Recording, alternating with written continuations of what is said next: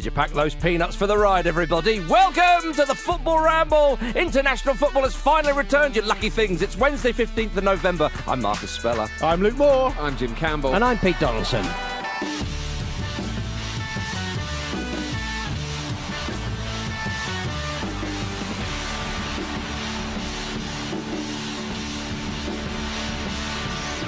Welcome, one and all, to a wonderful Wednesday. And thanks very much to friend of the Ramble, Rodri, for sending us today's intro line. I'm sure other Man City players are fans of the Ramble or are involved, but we know one of them could be. Yeah. It's mad that Rodri got time to listen to us. Yeah. He's putting fires out all over the pitch. Exactly. Normally. I mean, if you want to get to know people like Rodri and chat to them and contribute to the show and all the rest of it, get yourself over to patreon.com/Football Ramble. It is a absolutely hustling and bustling and very enjoyable Discord community.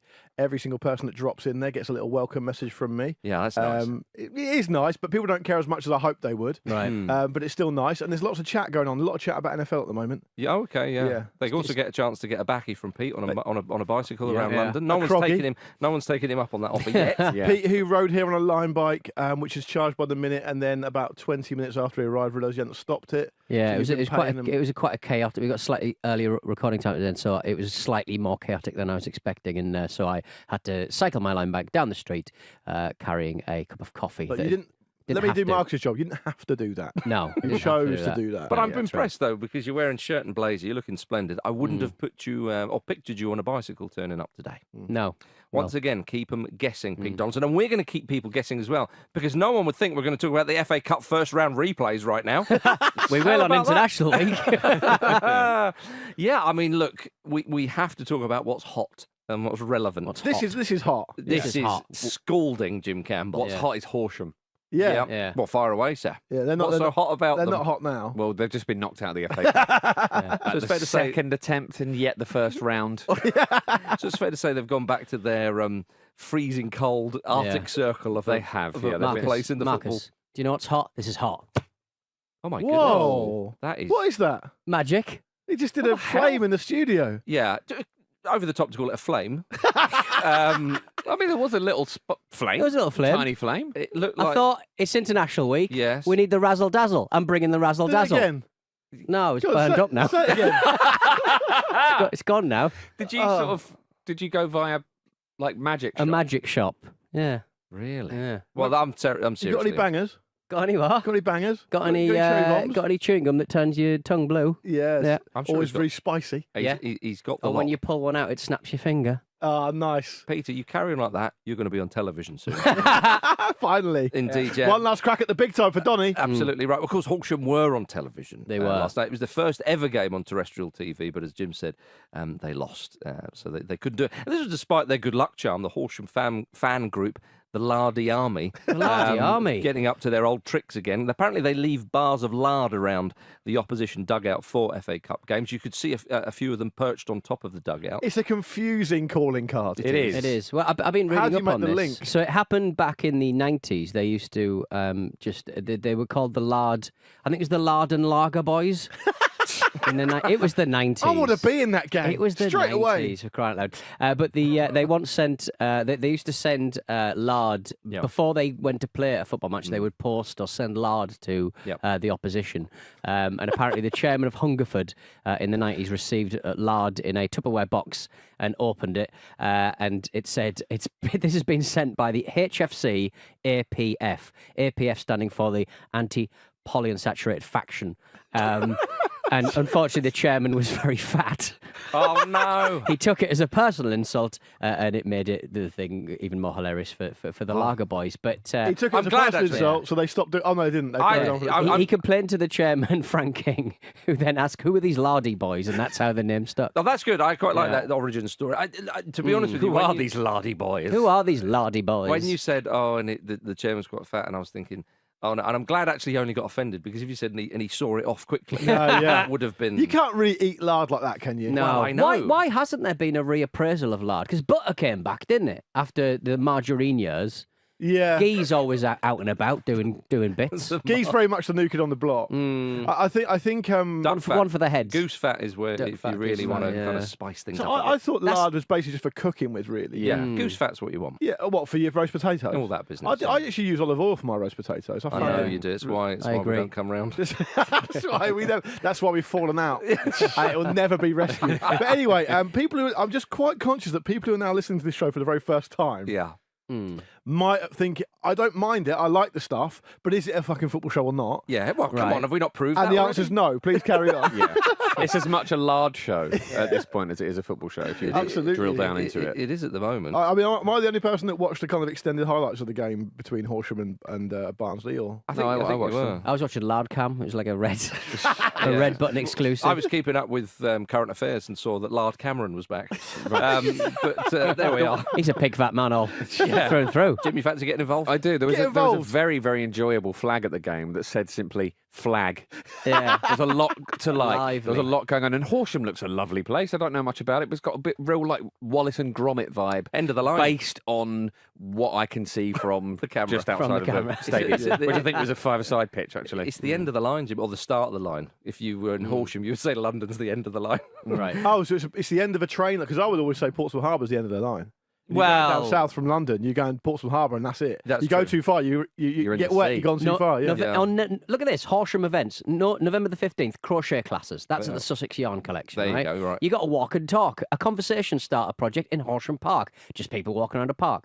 A steak soiree at Court. Steak soiree. At Court. Okay. Yeah. Cooked and lard, Tai presumably. Chi. Hopefully, Yeah. A lot of You it got Tai about. Chi at Tanbridge House School, belly dancing the same night, open mic night at the Malt Shovel, business networking at the Holbrook Club, and there's karate lessons at the Karate Club at Swindon Road. All on November 15th, guys. There's a lot tonight. going on. So do you think the karate clubs send lard to rival karate clubs? Is it Yeah, just- maybe. That slip would make over, it or is harder it- to connect, wouldn't it, if you were Well, covered in it lard? would, actually. Tell you what, we'll be scattered at these events, so we'll see you there tonight. I'm off to everybody. Horsham. I think it makes sense.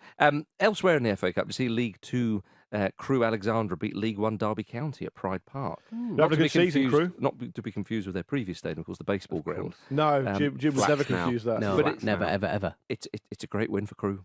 They're having a good season, Marcus. You can't deny it. You'd be foolish. They're in the playoff conversation. They've started well. Courtney Baker Richardson is having a good season, scoring a lot of goals. They're doing okay. He's the guy who missed the game last season because he got injured playing Xbox. Yeah, he did. And the explanation for that, the Xbox explanation for that, No. was confusing because he was playing Xbox, and we know that a lot of players get a lot of downtime in the afternoon, like to wind down, play video games, whatever. Right? You're an Xbox man, you're a PS5 man, whatever. They've Right. probably got both, most of them, right? Let's be honest. That's a Ooh, good I don't question, know. actually. I don't know. I think you Quite tribal, isn't prioritise, it? Yeah, It's quite Yeah, tribal. I think you're one or the other, Jim. They're only playing fucking Call of Duty and FIFA, so you Well, may as well choose true. one. Yeah. Fortnite Don't get- as well. Do not get the PC version of the AFC this year. But if I said to you, what part of the body do you think he injured himself playing Xbox? You would say Thumbs. Leg. thumb or hand. You know it's leg. That's why you're ruining it. No, because You you know, can't bear for anyone else to have a little bit of fun. It has to be sanctioned by you at all Lard times. boy. Unbelievable. You knew it was a leg. Most of the show's holding my tongue so you boys can play it around. Okay? And we thank you for it. Yeah, thank you for that. Not as much as the listeners thank you for it. But yeah, he actually hurt his Cancelled leg. if we ever let you unfurl. And the manager talked about it like it was the most like normal thing in the world. He said he just dropped his leg on the sofa and tweaked it. That's not an Xbox-related No. injury. That could happen any point. It's Do you also- play- it's do you not not an play like action this? With your leg in the air like that? Maybe he does. Yeah, don't Why are blame you dropping Xbox. your leg on a sofa? No, exactly. You don't sit on a sofa Maybe he like was playing a WWE game and he wanted to do a Hulk Hogan leg drop. Could be that. I just think if you injure yourself at home, don't mention Xbox because then you become the Xbox guy, don't you? Just I've tweaked it. Yeah. Whatever, yeah. I was going up the stairs. I was having adventurous sex, just anything. I can see how an Xbox injury might happen, though, if you're just essentially sat in the same position Yeah, for yeah, about I could- 70 hours in a row, playing the same game. Was it Ryan Bertrand, I want to say? Might not have been. Someone around that era, and he was definitely at Chelsea, and I think he was from the South Coast. So I think it might have been Ryan Bertrand who went there from Southampton, am I right in saying? Mason Or Mount. the other way around. Oh, it was Ryan Bertrand. He was on loan at Southampton from Chelsea, Yep. and I think he was driving down or being driven down every day. Yes. And he had a console set up in the back of his car, Wow. and he was that's Back of his car. yeah, and he was, And he crashed it because he went no, he was being driven, and I think he might have injured. I think he might start to get really bad hamstring injuries. Right. If it's not Ryan Bertrand, and you listen to this, Ryan, I'm very sorry sorry to say that, Yep. but it was definitely someone. Okay. So it's happened. Yeah, well. Speaking of England internationals, of Ryan Bertrand, which of course was one of them. Let's move on to the England squad, shall we? Because there has been some injuries, as we know, a bit of disruption to poor old England, which goes in Malta's favour, you'd have to say. Jude Bellingham and Malta. Why are we always playing these Maltas? That's disrespectful to a fine nation. Is it? Yeah. Yes. Is it? Have you read Malta. Have you read David Niven's memoir, The Moon is a Blue? Is that the one read where it he? cover to cover. Is that the one where he eats a prized pear? It's a peach. It's Yeah. a peach. Have you read it as well, I Jim? have, yeah. It's one of the finest memoirs in history. It's great. It's incredible. I take Jim's word for it. The first half of it takes place almost exclusively in Malta, doesn't it? Where he's positioned Stationed there, stationed there in the right? army. Yeah, yeah. Some of the hijinks. But you'd love it. Yeah, Some I've been of to the Malta hijinks. as well. I Have you? thoroughly recommend. Okay, there we go. So Billy Connolly used to live in Malta. There you What go. more recommendations? there's your do holy you think? trinity. Connolly recommends it. Niven and the best Bond of them all, Marcus Speller. Yeah, Speller, Niven, Connolly. Yeah. Sessions. Scenes. I don't know. I mean, I'm just looking at things that are happening in Malta tonight. The Four-Claw Dinner Show is happening, an evening of culinary delights. We'll be in Horsham, won't we? Traditional. Have you got a website that tells you the events happening all over the Is world that of the better? evening? Is that how much Always of a wanna be party somewhere animal you else. are? Yeah. That's why we never know where he is. I mean, obviously, I love the Chamber of Mysteries dinner and show magic. Do you wake up in the morning and say to your point, right, where should we go Where tonight? shall we go, Malta? Get the website up, PeteDawson.com. Is that dry ice? Why did you put dry ice into the bedroom? The amount of money you got to pay for a membership of that website, Yeah. you wouldn't believe it. Yeah. Well, look, My Opta. It is. So Jude Bellingham and Levi Cole will have withdrawn through injury, of course. PS5 and Switch. It's got to be Wii. You must get a load more injuries on the Wii. What Very was it? Well, it's active. the Switch now, isn't Yeah. it? You'd play the same equivalent on the Switch. Yeah, yeah. They are, you see. Harry Maguire, Trent Alexander-Arnold, and Conor Gallagher are all doing their own programmes in the gym away from the rest of the team. Marcus Rashford and Calvin Phillips are joining up later in the week due to personal matters. So, a bit of stuff going disruption. on. But you know what, though? For the Enger boys.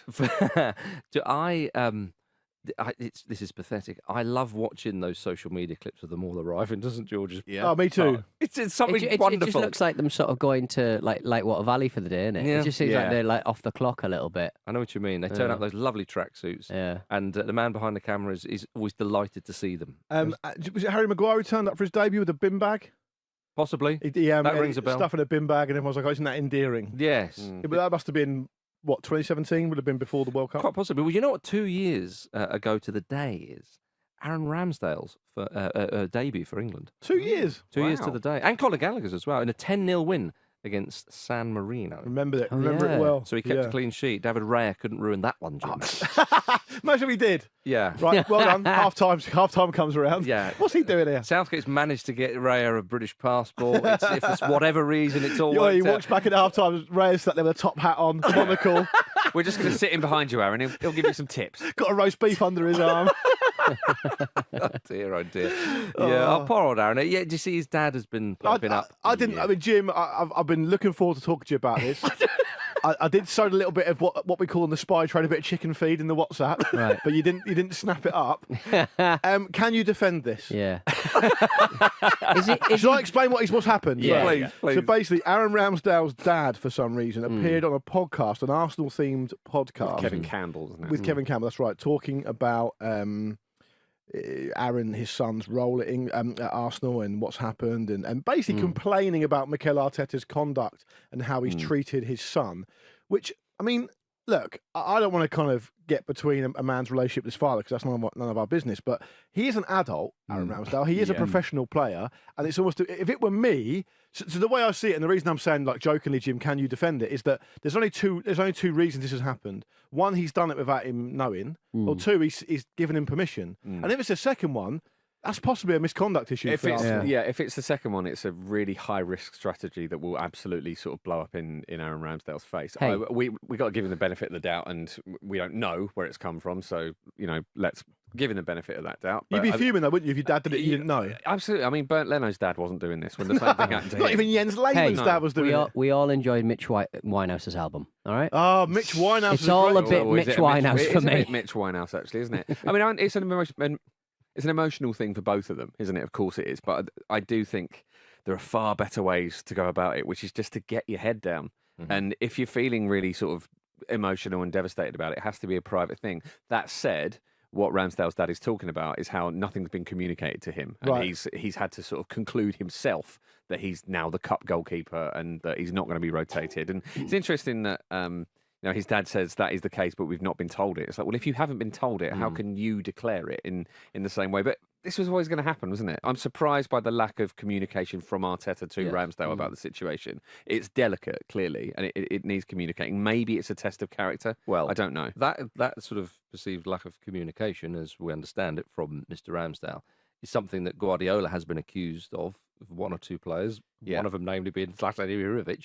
But so perhaps that he's learned a lot under Guardiola. So maybe that's it. I mean, when he says it hasn't been communicated, well, obviously it has been communicated somewhat, because it's not like they both run out onto the field and he's going, "Hang on, sorry." Oh, am I? Your name. First one there gets it. Yeah. I understand that. His point is that Arteta never sat him down and explained this, and I think that I just find this whole thing with but that's Ramsdale intriguing, because this is a case of Arteta has signed a goalkeeper and he is picking him for this. That's it. I mean, perhaps because of the Arsenal documentary, because Ramsdale's quite liked generally, I think, a bit of personality. I think that's why it is. This whole, even some of the pundits and so on going, "Oh, I can't. It's just disrespectful to Ramsdale." It happens all the bloody time. It's a competition for places. It's top level sport. I feel sorry for Ramsdale as I would somebody else, but I don't. Crucially, though, we can't corroborate what his dad's saying anyway. Yeah. And so this information is coming from someone who's got a vested interest in the whole situation and is clearly biased. I'm not saying he's wrong. He might be wrong. He might be right. What I'm saying is that's not the point. If Aaron Ramsdale, who's a 25-year-old man, wanted to go on a podcast and talk about how upset he was, we could debate the merits of that and whether it would force a move and all the rest of it. The fact is, his dad's doing it, which I personally think is odd, very odd for that to be happening. Well, for me, it's a case of if that was happening to you or your son or whatever, just say as little about it as possible, so it's talked as little about as possible, so you can get your head down. And if indeed, maybe at the end of the season, you think, I'm not quite happy here, then maybe push for a move. Whereas now, people might start to question his temperament and all this kind of stuff. Not jeopardised his role in the England setup, though, has it, Marcus, yet? Well, I hope it may not. do, though. Gareth Southgate has said said he's in the squad. Yeah, but he has said if he keeps not getting games, he may not be in the squad in the summer. So. Gareth Southgate's in a lot of stuff, hasn't he? He does. Well, so which and does other things. Well, no, okay, Luke and Pete, you're critical of we're in Gareth. trouble now. Headmaster's office stuff. Shall I get some off fire out? So Mr. Speller, it was Pete. Yeah. I grasped him straight up. I assumed that. Yeah. So you've said Southgate says a lot of things. So which of the current England squad, who he's picked, have you got a problem with? Well, none at It's the moment. Maguire, Marcus. None at the moment. Always Maguire. So hang on, Pete's a fully grown man. Into his trap. You're the pathetic one here, Donaldson, by fucking entertaining this. Turn on each Peter. other straight away. So This is all a political statement. So Right, what okay, is it about picking the Manchester United starting centre half that you've got a problem with? Manchester United aren't playing very well. Okay. They're Form underperforming. team in the Premier League. Oh, sharp. No, don't you start. I mean, we're supposed to be together. Newcastle just.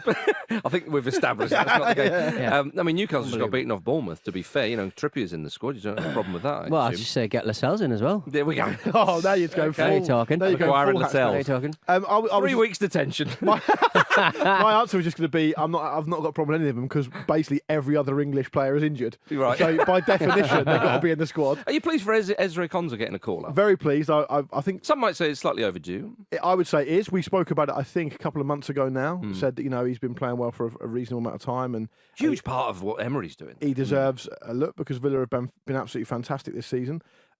There's no argument against it. I'm pleased for Rico Lewis as well. The reality is that England are always in that difficult situation where they're not going to be tested against these teams. They beat North Macedonia. They're playing next as well. They beat them 7-0 already. They're going to beat Malta. They've already qualified. Blah blah blah.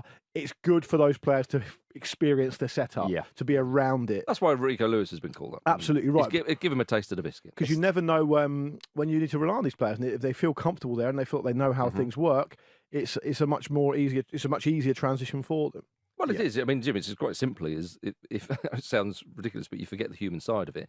If a player has walked through the doors at St George's Park, if they've met people and all the rest of it, whether they've played any minutes or not, if indeed, as Luke says, in future squads they're called upon, it's just there's a bit more familiarity. Absolutely, it's not FIFA, is it? You don't just put like Thank goodness the best, statistically best players in a big lump and expect it to work. They're human beings. They need to sort of establish relationships. They need to gel. They need to feel comfortable, and it's a good opportunity to get some of these guys in. Yeah, and that seems to be doing. Trent Alexander-Arnold said he watches clips of John Stones to help him.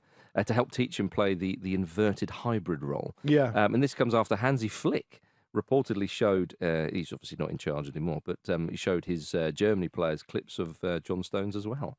The way you said that was like he's lost his job because of that. I'm not watching him. That's an Englishman. We're not doing that. Yeah. I think we've been proved over the years that the English have not shown a good example. It speaks volumes, doesn't it? Because Stones is probably going to be someone, and we appreciate him now, of course. We know how good he is and what he's able to do and how versatile and clever he is on the pitch. And it wasn't that long ago where people were saying, Guardiola would let him make his mistakes, and he liked to have the ball at his feet and all this. And those conversations have disappeared entirely now. And I think that's partly because the game's moved on slightly, and we expect that from a lot of different players at the back now because of the way the game is played. But also because Stones has matured. And I wonder with John Stones, regardless of what happens with England and whether they win anything or not, I think it's probably reasonable to suggest now that he's going to be, as we look back on his career, he's going to be probably one of the greatest England defenders. Yeah. I think, and I know he's moved into midfield, and I know he can do a lot of different other stuff. Yeah. Maybe just one of England's best ever players. He's got 70 caps-ish, I think. 29. He's probably got 3 or 4 years at least at the top still to come. I think we're starting to see now he's an incredible servant for England. Yeah, I think one of England's best ever players might be a bit much because in this side he's not been one of the stand-up players. It's been Harry Kane. I think that's what Luke's saying, though, right? With the benefit of hindsight, yeah, we might start to feel that he was a big part of the era that we've had. That's got deep into tournaments. Would you say? Well, I mean, I know you're going to have a go at me again, but it's been him and Maguire. It has in defence. But would you say? I mean, you would say that. Maybe not best ever. In the era we can talk about because we witnessed it personally. Defensively, England have been very good under Southgate. Exactly, and you'd put him alongside. You'd probably put him alongside of Rio Ferdinand, a kind of a John Terry or whatever. He's definitely worthy of conversation in those kind of circles. Yeah, because he's perhaps not as traditional as those players. And also, I think there's a bit of a hangover from the earlier days of his career where he was associated with the odd, clanger.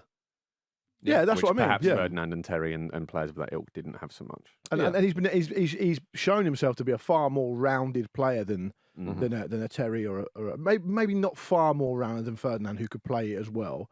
But Ferdinand, it would be a stretch to say that Rio Ferdinand, despite being good with the ball at his feet, could step into midfield. Well, Andy Brassel has made that point that when Ferdinand tried to do that, he got a bit lost, and that's no criticism. Yeah. If your claim is I'm one of the finest centre halves my country's ever produced, but I can't quite cut it in centre of midfield, I don't think anybody's going to have a go at you. No. But with Stones as being coached by Guardiola, obviously Ferdinand was coached by some magnificent managers, Ferguson being the obvious one. They didn't play like that. No. And it was a different era and all those kind of things. So perhaps he could have done under Guardiola. I mean, again, an intelligent player and so on and so forth. But what Stones has done has been brilliant. And we hope that he comes back soon from injury. Stones is fully fit and all the rest of it going into the Euros. That's a huge thing for England, as he's shown before in previous tournaments. That's kind of what you're saying. The only other player I can think of in that ilk who stepped into midfield and looked okay was Ledley King. And he obviously had his career cut short massively by injury. So that was almost what could have been rather than anything Leaving else. Eric Dyer out of that? I probably am leaving Eric Dyer out of that at the moment. Dyer stepped back. Jim. He did. Step back. Yeah, all the way back. Yeah, very humbly. Then into the crowd. Yeah. Yes, indeed. Well, talking of former England men, have you seen that Andros Townsend has been eating chicken's feet? He has. Yeah. So he said that he's trying to get every kind of little 1% more he can out of his career, Peter. And who knows where that could go. You're the chicken feet guy in this room. I'm the chicken feet guy, yeah. A lot of collagen in them, apparently. That's why he's doing it. You have it quite a lot out in China and stuff. I've heard it in China. He said China, South Africa and Portugal. You can pull on the tendons and make the claws go. Okay, that's appetising. Is it nice or not? It doesn't look nice. It's there's just not a lot of meat on it. It's not particularly weird, I would say. I think the fact that there's not that much meat on it makes me think I wouldn't really fancy it. But from his point of view, I mean, he did say it's easy to cook. He said it's 20 minutes in the steam oven and you get it down, Yeah. He's basically stopped taking supplements and he's trying to sort of get the things you get in supplements elsewhere. I'll see what you mean. Okay. I'd love him to have his own cooking show where every single thing he does, he goes, it's 20 minutes in the steam oven, get it down. See you next week. Andros. Yeah, Andros. Andros is beige food. Same steam oven, same fucking steam oven. Yes! He's got a lot of chickens just sat about in his garden. all of his, Some of them haven't got any feet. Yeah. all of his double glazing is all like just all steamed up because his entire house is a steamer. Oh, dear me. Well, for more England chat, everybody, Luke and I are going to do a little England special, aren't we? For tomorrow, state of play for tomorrow. England. Yeah. And we'll answer a lot of listeners' questions as well. We put a call out yesterday for listener questions about the current state of the England team, and Marcus and I agreed to talk about it. And we had, I think, over 300 questions. We probably won't do all of them. No. Because we've got homes to go to. But that will be out first thing tomorrow, and one to look out for us. And we're going to be picking our what we think the starting 11 will be for England. Absolutely right. Absolutely For right. the first game in the Euros against a team we don't know who it is yet. So do look out for that, everybody. Right, let's have a quick break. I know about the B team. I know some of the players. They have been training with me dos, tres, cuatro times. Welcome back to the Football Ramble, everybody. David Moyes there. We all do it. You just want people to understand what you're saying. Yeah. I think the DOS bit was a bit silly. I mean, I think that if you're speaking in fluent sentences and then you think, I'll chuck in a few numbers. Chuck in a few I think numbers, if people they'll already understand it. They've got the Yeah. numbers. That's it was a split-second decision that lives long in the memory. What are you up to? What are you doing? Just tucking my shirt. All right, in. good. I don't think people who quite clearly in that situation speak English as a second language fairly well are going to struggle with the first 2 or 3 numbers in the pantheon of numbers. He's just doing it. He's like a lounge singer. He's just chucking a few little ones out there. Yeah, a few little, like I say, a little bit of chicken feed. A little bit of chicken feet there. Chicken feed, Obrigado. not feet. Yes, it is, there is a difference. Gentlemen, last night on television, Howard Webb and Mikel Owen were back in the habit. Were they crime fighting? Yes. Was it a bit like Sharky and George, the crime busters of the sea? Very much like Oh. that. But Cassie and the Sundance Kid? but they're on the Penny land. mystery. Yeah. They're on the land. Peter. Boring cop, boring cop. No, actual cop, boring cop. Howard Webb's a good lad. He's a nice man. Yeah, Howard Webb. He's doing his best. Jim checked himself there, to be fair. Yeah, actual cup, bad cup. That's fine. It went down well on Twitter, didn't it? Mikel Owen responded pretty well. Yes. What was his response? I think he called people absolute scumbags. I think Peter, you've got the tweet. Yes, I have.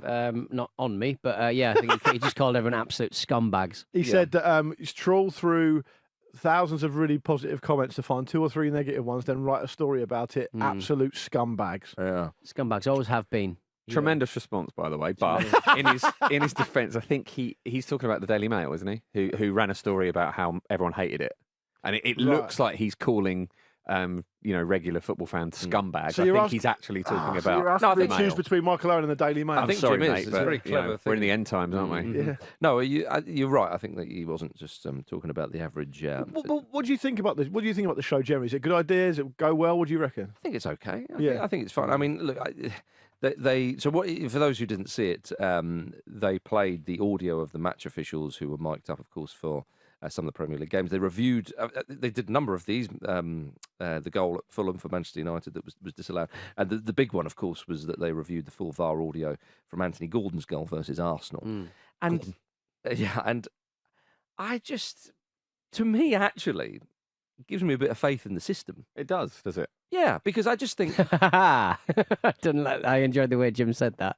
Does it? Does it? Yeah. Yeah. Well, I think that's big and clever. Fair enough. To make your point, that's fair enough. Right, so you realise just how quickly they've got to do it and just how quickly they do it. That one was quite an outstanding example. There was a lot of intricacies there. Four incidents Exactly, in it yeah. to deal with very quickly. Did they not Two do of it- which are sort of unprecedented with the visual aspects of not being Yeah. able to see 2 of them. Exactly. Did you not think that they whizzed through it pretty quickly? yeah. So this sort of, we're all stood about for 4 minutes, and it's like, well, Yeah, but, Yeah. but I That's would- not the issue with this set of incidents, though, is it? No, but I would also say that they went with the on-field decision. Do you know what's quicker than 4 minutes? Oh, none of that. Just get rid of that. yeah, but Just get rid of the VAR thing. but that's and that gets rid of the controversy, does it? Yeah, but that TV show isn't gonna. That's not that TV show's job, is it? No, that TV no, it's show not. isn't to go right. Here's why we shouldn't have VAR. No. It's going to say this is what we did and why, and it's an effort at transparency. So from where yeah. Marcus is sitting, I think that's. I'm not that's actually disagreeing fair with Marcus comment. at all. Yeah, that's I think it was very quickly done. Yeah. Right, okay. I think the show is sort of doomed to be attacked by partisan football fans, isn't it? Because they've got Mikel Owen doing it. which is let's be honest, it's a quite a low percentage It call. always feels like trolling, doesn't it? Yeah, it was, Yeah, you wanted this, did you? Yeah, Yeah. it took a while to get there, but yeah. people first of all go, well, he's not even the presenter. No. And then they go, Yeah, oh, I don't like him do, either. do you know why they probably almost certainly got, well, didn't have to be Mikel Owen, but it was because he played the game. Well, it's pretty, Yeah, and also that's because why. he'd be contracted X amount of shows with that channel per season, Quite possibly, and they yeah. need to fucking bump it up. Yeah. Look, the fact is, with all this VAR stuff, again, like, so what do you want to take VAR away? Well, again, that is going to reduce the efficiency of the refereeing. The one thing the refs say, which is quite interesting, is the players actually stop shouting at the referee because they're like, no, we're checking it. Yeah. It actually helps the referee on pitch for a few ways, of course. Again, it will reduce the amount of incorrect decisions, which was a very small margin anyway, but it will increase the anger of the fewer decisions that are made incorrectly. That's what it will do. And that's what you're going to have to live with. You can go back to the old ways, and that's fine if you want to do that. Come down, into the Championship. Fulham will probably there soon enough, and we'll have a lovely old time. But that is what we're dealing with here. I love that. That's your solution to anyone angry about VAR. Get relegated. It is. Well, no, but in practical terms, that's what it is. It's like I know I sort of joke, but what there is no other solution. Do you think it sort of creates different footballers, though? That gulf between the Premier League and the Championship, not having it and having it, you become a slightly different footballer. Because You have to play it a different way, play it a probably. different way. You'd probably be a better footballer. You have to be more honest. You would be. Well, you would. That's what happened when You'd they be brought more it in. disciplined, I think. When they took it into when it first was rolled out in Serie A, I think there was a huge change in behaviour from players trying to do things off the ball. And all that So, kind of thing. so therefore, it probably makes the game better. Look, I never thought I'd be a huge proponent of VAR, and if everybody did decide to scrap it, and we thought, well, that's what we're going to do, then fine, I'd go with that. There's some unforeseen issues around it that we've touched upon, though, and the two, and regardless of the actual stuff that we're talking about here with the TV program, the two unforeseen things I think I think we're probably going to see an increase in injuries. We talked about it in the context of Mickey van der Ven, didn't we? Having to stop for so long and then pulling the hamstring. I think that's necessary. That's going to be a part of it. Yeah. And secondly, I think we are also seeing far too much time being lost in the games. So it seems weird that the powers that be in football are saying we are going to extend games because we're going to put a lot more injury time on from this season, but they're losing even more from VAR, which they weren't losing beforehand. And the Spurs-Chelsea game, the most recent great example, I think, it was something like 27 minutes of VAR. Wow. Yeah. And that's not anywhere near good enough. That has to be, you either have to stop the clock, which then has a load of other ramifications. Yeah. So if you only stop the clock for VAR decisions, you get far longer games in a game like that. That doesn't help the players necessarily. It doesn't help the players, exactly, yeah. Yeah, because the ball's in play for an average of 55 minutes in the Premier League, isn't it? Which I think is the highest. They were trying to in get the it up top above 5 60, leagues. which is why they did this thing. So again, hear me out here. Like, I'm not saying VAR's perfect. I'm just saying that if, in terms of getting decisions correct, then it has improved that situation. Yeah, I think part of the issue though is that it's never going to be perfect. Is that nothing's ever going to be perfect No. in terms of getting all of the laws of the game applied perfectly every time. But I think there was an idea that it had been sold as a solution to everything, which it wasn't sold as that. But I think there is an idea from people who hate VAR where they're like, the whole point of this was we wouldn't have these issues and we wouldn't have all this controversy. But it's just not going to. I'm personally probably a Ever go proponent of the AI offsides because I couldn't agree more. I just think it's one of those things that humans don't really have to do. So It's that there would and it cut down on works. time a bit, wouldn't it? That make it quicker, yeah. Absolutely. But the offside thing is there's no coincidence that all these things we're talking about here, only a small percentage of them are offsides. Yeah. The rest of it is Which like part of that big four decision, though, wasn't it? Yeah, it was part of it, but not the main part of it. I wouldn't say. Yeah. Well, indeed. I mean, I think that. Tell a computer every decision is an offside decision. Well, we know after the Spurs game, Ange Postecoglou came out and it was a bit of a defence of referees and saying, look, come on, we need to calm down a little bit there. At the weekend, though, Roberto De Zerbi didn't really say that. He said, I am honest and clear, and I don't like 80% of referees in England. Yeah, specifically England. The guy interviewing him sort of trying to sort of break some of that tension, said, well, at least you like 20%. He just looked at him like, who is this prick? I just haven't had games refereed by them yet. I really admired Ask me how I feel about post-match interviewers. Ask me the percentage. I thought he did well there, whoever it was interviewing. Yeah. But yeah, De Zerbi didn't really kind of... Doesn't help, does it? It doesn't help refereeing and the culture of refereeing. Well, no. But the thing is, there's now talk the FA might look into that. Well, you can't. You there can't have was- a manager saying that. At the beginning of the season, everybody signed up to a participant behaviour charter to essentially stop stuff like this. De Zerbi's not even looked at that. It's never been worse, has No, he's it? not even looked at It's it. never been worse. I mean, as a player, would you? We've seen Klopp's come out with some stuff. Now I understand Liverpool were hugely wronged by that decision. We But know Liverpool that. get games that aren't refereed by certain referees because Yeah, okay, which is a massive problem. But the response I felt was poor. yeah, Arteta and Arsenal have been in. I've had one recently where the response there has been criticised. they've been in hot water. Yeah, in hot soapy bubble. They've been in Andros Townsend steam oven. We've had De Zerbi there, and it's interesting. Like I don't know as a player if you'd want your manager or you even care coming out with those kind of comments. So I think that the best way of looking at it, and we know Ferguson used to do this massively back in the exactly, day. That definitely was the case. I think if you're a manager and you're a figurehead of the club and you are basically in charge of the football operations in terms of the public-facing side of it, I know these clubs have football directors and all that kind of stuff, but really these are the figureheads. I think you do really need to take responsibility. And I think if I was a player, I mean, I'm not a player, I'm a 43-year-old man, but if I were a player, I think I'd want... I don't know if I'd want the manager to be saying this kind of stuff because it's an excuse for other things. Mm-hmm. But then having said that, we only see half the picture. We don't know what the manager's saying behind the scenes. Yeah. I think behind the scenes managers more often than you think will probably have an understanding at the start of the season. Forget all that. Yeah. What we do in here is important. And I think Mourinho's been doing that for a very, very long time. yeah. So it's hard to answer that without having the full picture of what's actually happening. They probably see the public-facing stuff as a necessary evil they don't pay an awful lot of attention to. Interestingly, Declan Rice was asked about Arteta's comments and his behaviour after the game, and he essentially said, "Yeah, we love it. We're all behind it. We like his passion." And Right. it wasn't necessarily like endorsing the criticism of referees and stuff, but it creates a siege mentality, doesn't it? And it is they are going out and they're competing in every manner.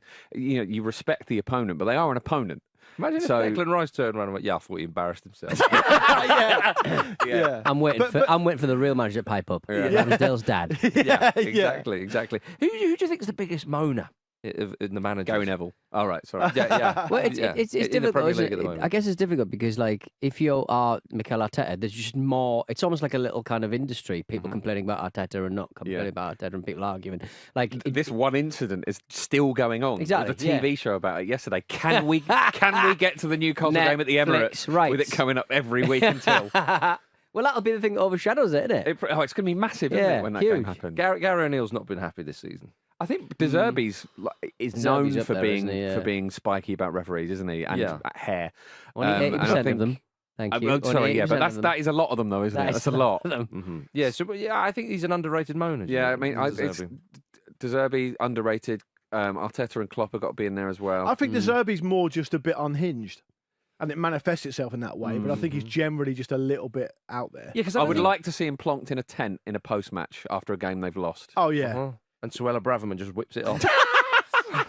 Says lifestyle choice next. I think, Good riddance. to answer your question directly, Marcus, Yeah. because these two cowards didn't. Thank you. At the moment, I would say it is at the moment it's Arteta, Do you think so? but it ebbs and flows. Because Guardiola's not really a moaner, is he? He can do, but again, I think he's like De Zerbi. He's just a bit. It's a bit basic for Guardiola at the moment, isn't it? It's part of a lot of his. He's got a very wide repertoire. Isn't Yeah, he? he- Moaning is just part of it. He wouldn't moan when he can. Why would he moan when he can just set you a riddle? Yeah.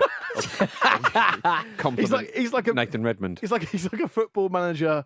Choose your own adventure book. That's true. Yeah. Eddie Howe's not much of a moaner, is he, Peter? No, I don't think he is actually. No. Who do you think is though? Come on. I don't know. Well, I mean, that's the thing. Klopp can say one thing, Arteta can say one thing, and you've got 3 weeks to chat about it.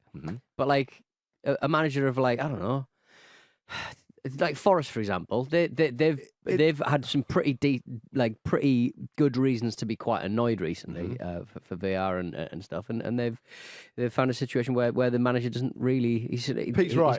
He's got bigger problems. Steve Cooper has a moan. Yeah. It doesn't I mean, respectfully, Nobody cares. No, they don't. Yeah. You just assume they didn't play well enough. Yeah, they just you know. don't. And no one knows enough because casual football fans don't watch Forest as much. Yeah, well, and that the way And they're the tricky trees. they are the tricky trees. Trying to trick the referee all the time. Indeed, yeah. I'd like to see Roy Hodgson square up to the monitor at some point. Just cock his head. The VAR monitor. Just cock his head. Yeah, that'd be Like quite good. one of those cameras you put in a bird's nest to see if the young are okay. Imagine that if they He's been said. slagging off the young, isn't he? His He young aren't has, yeah, okay. he's- Imagine if Like, Sky Sports News said, "Oh, we're No, going to Webb go. We're to going to you." exclusively go to Crystal Palace's training ground," and it was like a photo of the nest, and Hodgson was just regurgitating stuff for the young players to eat. They were Head's very, very absolutely good. spinning. Well, it's not just in England, of course, that there are VAR problems. In Brazil, after being denied a penalty and having a man sent off after just 8 minutes away at Grêmio, Corinthians director of football, Alessandro Nunes, tried to storm the VAR room in the stadium, It's which amazing. is... He went all the way to Uxbridge and Stockley Park. Oh no! This is why we have it at Stockley Park. Yeah.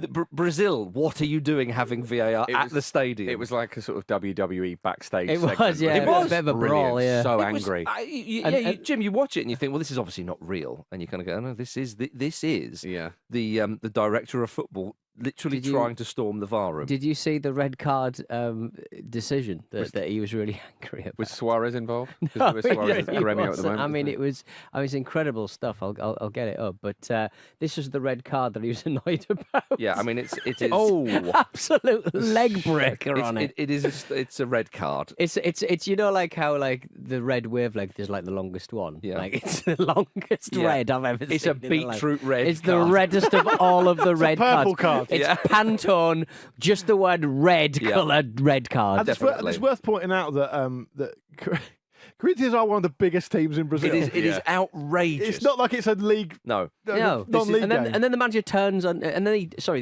was the chairman, Director of sorry, football. director of football, turned on the cameraman. Don't you take that Yeah, down? that was superb, wasn't it? He's like, you're filming. It's like, we've already got it. It's Like, already do you not done. understand how this works. Yeah. It's not live. Do you reckon he was just like, I hate all cameras? It's not just VAR. I hate all cameras. for Never me, film me. I'm against lenses. I don't even wear contacts. For me, like, the thing I'm fascinated by is if you do get into the VAR room, What do you what's do? the plan then? Yeah, what's the Like- plan?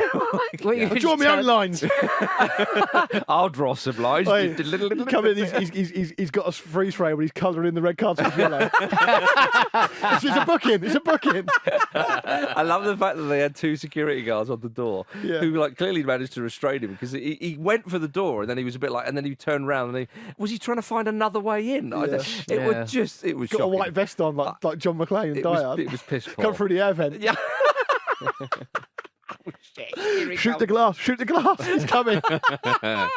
Unbelievable.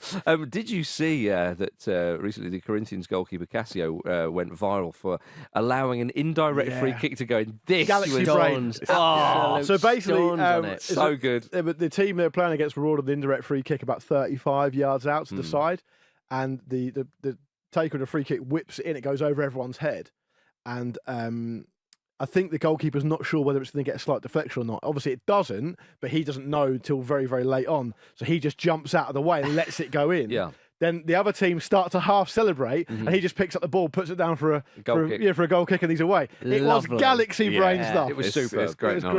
great. And basically, what we're talking about here is ultimately just a player knowing the rules of the game. Yeah. But it's still It is very quite impressive. rare. It comes Innit? up so rarely. Indirect free kicks are such a strange thing. It's called Casio as well, which is a great name. Ideal. I very much enjoyed the manager just sort of like hitting his heart and going, "Oh God, Yeah, yeah. oh God." Manager subbed him off. What are you doing? Now, this was a fascinating one. A chap called David Nicholas sent me this. Of speaking of those kind of very, very odd rules in football that people might not know. And this was featured on The Chase with Bradley Walsh. Do you know what happens in the unbelievably rare occurrence? In fact, I don't know whether it's ever happened. If you have a direct free kick Yeah, and you score an own goal from it, Yeah. which is obviously like, how on earth are you going It's to do a that? corner, isn't it? It's a corner. Yeah. Well, Because you can't get, because it's only in the laws of the game, because you can't get an advantage. You're not able to, you shouldn't be able to get an advantage from the other, from being penalised, Yeah. basically. So again, like but it never comes up. Well, it's almost a. hang on. So if it's, can you explain? So it to me you've again? got you've got I've got a free a free kick on right. the edge of the box, Yeah. right? England have got a free kick. Yeah. And let's say, Why are you bringing England? Yeah, in? it's always England. all right, World Cup final. No, World Cup final. World Cup final. Newcastle are in the World Cup final because the Saudis have managed to arrange it with FIFA. 1995. Right, okay. So it's not Kieran Trippier, it's Philippe Albert. Yeah, Philippe Albert's Philippe is about to take the free kick against Manchester United, right? Yeah.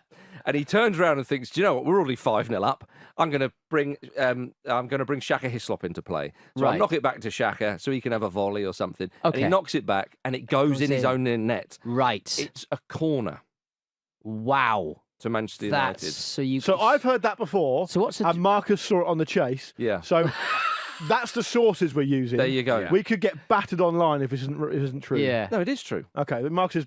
It's on the chase. Yeah, It's on the chase. Trust the chase. That is Big the Boy source. Barry, or whatever his name was. Who was the wasn't it? chaser on that episode? I forget his name, but he got it right. Who's the guy who killed a man in the canal?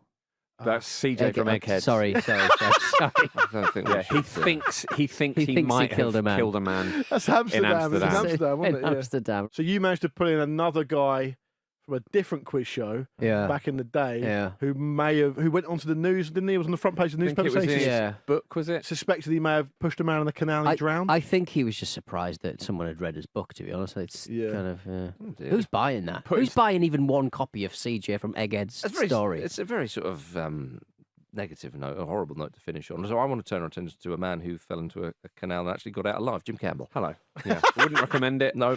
But there was ultimately no harm done. How deep was it? I was quite lucky. I only went in up to my waist. You Right. don't know what's in the canal on the floor, so I was lucky Shopping I didn't trolley. get We some do sort of shopping trolleys, typhoid infested old Mausers. spike.